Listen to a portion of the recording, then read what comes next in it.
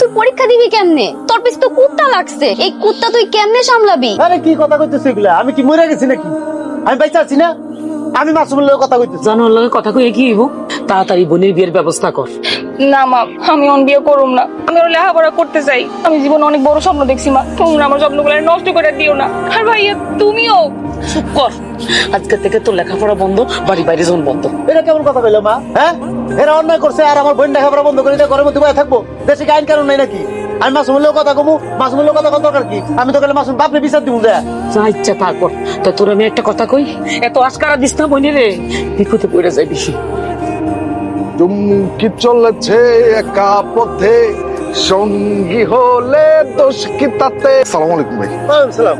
আরে ওই কি তোমরা তো মনে করো যে ক্ষমতাধর মানুষ, তোমার টাকা আছে, তোমার আব্বা চেয়ারম্যান, তোমার টাকা ক্ষমতা চলে গেলে আজকে চলে গেলে কালকে আবার চলে আসবো, কিন্তু আমি তো গরিব মানুষ ভাই।